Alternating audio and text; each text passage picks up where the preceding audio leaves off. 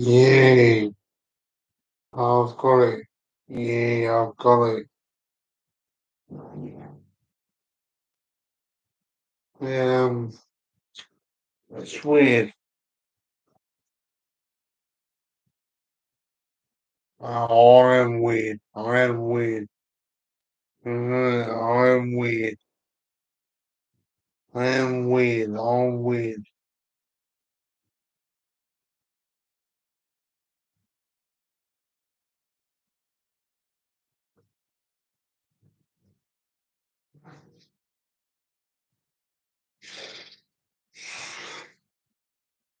How you doing? You alright?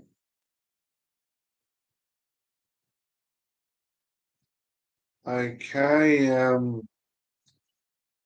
just leaving for um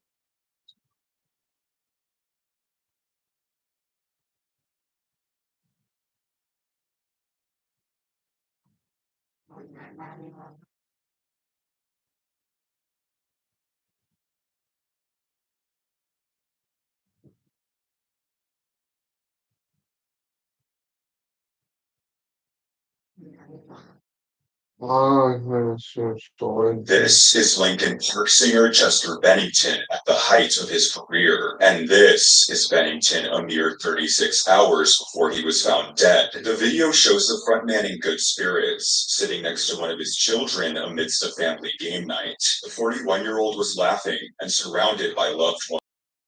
Happened the next day that pushed the singer to end it all. Today, we'll investigate this real life story, and by the end of this video, we'll uncover the mystery of the singer's final days, unveiling the truth about what really happened to Chester Bennington. Our story begins in Phoenix, Arizona, the sun-drenched city where Chester Charles Bennington was born and raised. Although childhood is often associated with happiness and carefree moments, Chester's experience was quite the opposite. His formative years were overshadowed by traumatic events that had a lasting and profound impact on his life.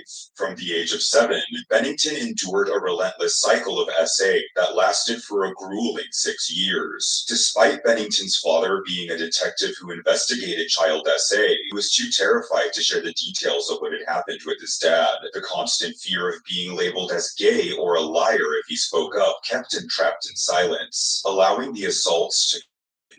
When Bennington was 11 years old, his parents divorced, resulting in his father gaining custody of him. Due to his father's regular double shifts, Chester often felt lonely and neglected at home. Nevertheless, the young Bennington was able to find solace through art. Bennington channeled his emotions into poetry, exploring the themes of frustration, anger, and sadness that would continue to influence his work for years to come. However, being isolated with his darkest thought not healthy for Bennington and would only pave the way for his tragic and long-lasting relationship with drugs and alcohol.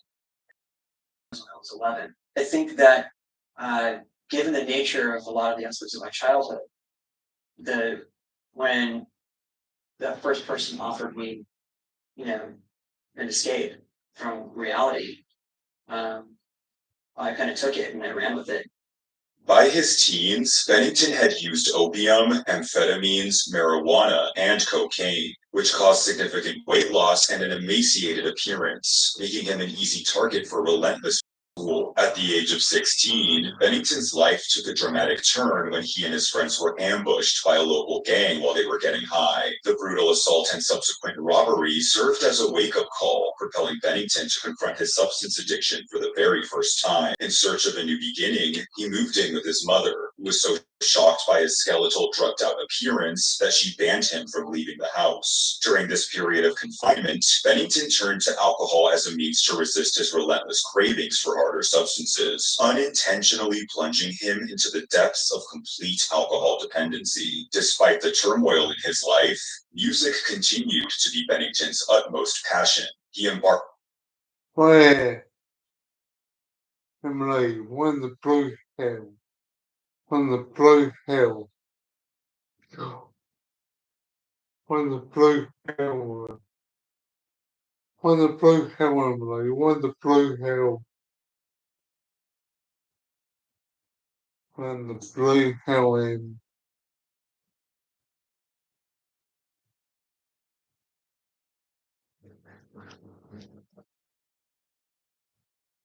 on his musical journey by joining a local band called Sean Dowdell and His Friends, which later changed its name to Grey Days. Comprised of Chester's closest friends from his teenage years, the group recorded and released 2 albums. Nevertheless, Grey Days struggled with a lack of direction, ultimately resulting in the band's failure to achieve success. The singer left the band in 1998, experiencing immense frustration that nearly led him to abandon his musical career altogether. By this point in time, the 22-year-old was already a father and would devote the subsequent years to personal development. He entered the corporate world as an assistant at a digital services firm and even got married. But everything changed on Bennington's 23rd birthday in March of 1999, when he received a call from the vice president of A&R at Zomba Music, Jeff Blue, offering him an audition with a new band consisting of future Linkin Park members, then known as Zero. Chester immediately left his own party to record his audition, and within a day, he had a demo ready and sent it off. With his distinctive singing style, he outshined all the other applicants and successfully earned a coveted position in the band.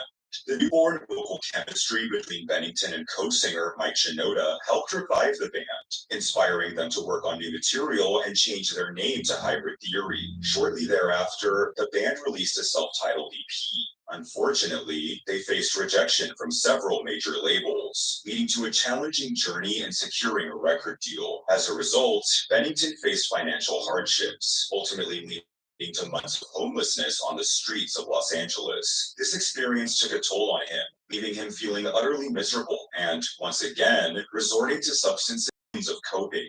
Early days more difficult because we didn't know how it was going to go. Like on early days Hybrid Theory, we were still getting started. And so in the midst of all of that, having a guy who would sneak out, he'd just go missing and come back obliterated that you couldn't even talk to him. He's just so wasted, super hungover. He's angry at everybody, yelling at everybody. And you're kind of just like, just let him, let's get through the day. Thankfully, from this point forward, the journey took a turn for the better. The band's friend and influential advocate, Jeff Blue, had ascended to the position of vice president at Warner Brothers Records, and with his help, Hybrid Theory managed to secure a record deal, even after being rejected by the label 3 times before. The band was then advised to change their name to avoid confusion with another group by the name of Hybrid. They considered the names Clear and Platinum Lotus Foundation before deciding on Linkin Park. Though they paid tribute to their old name in their debut album's title, Hybrid Theory. Released on October 24th, 2000, the album was a massive commercial success and went platinum within 2 months. Hybrid Theory ultimately sold more than 4.8 million copies during its debut year, with singles such as Crawling and In the End catapulting the band into mainstream prominence. However, their sudden success came with a new set of challenges. With a grueling schedule of 5 to 6 shows per week and constant traveling, Linkin Park's demanding lifestyle eventually took its toll, and the band found themselves navigating through the lowest of lows. So yeah, I think we toured like 2.5 years on Hybrid Theory and maybe 2 years straight on Meteora. After 4 years of just grind and touring, I know that the energy of touring and the fun and the success, and it's great, blah, blah, blah. But there's only so much internal space that you have. I would hear reports that, Chester was struggling. I don't know if other people were struggling, and so how they were struggling and what was going on. And I just sort of wonder, like looking back on that now, how you did navigate through those choppy waters, and that's where it was kind of at its most difficult. Struggling to adapt to the fast-paced lifestyle of being a member of the hottest rock band of the early 2000s, Bennington's reliance on drugs and alcohol began to spiral out of control. This created a divide between Chester and the rest of his bandmates, as they did not partake in drugs themselves. During this period, the singer consistently performed under the influence, consuming cannabis right up until the band took the stage. When the shows ended, Bennington's night was just beginning. He would indulge in heavy drinking, repeating the cycle every single night.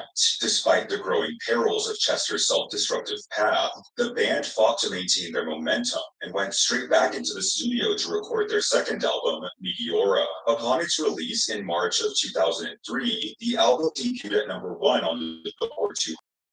810,000 copies in its first week alone. Then, once again, Linkin Park hit the road without stopping for another 2 years. By the end of the Meteora touring cycle,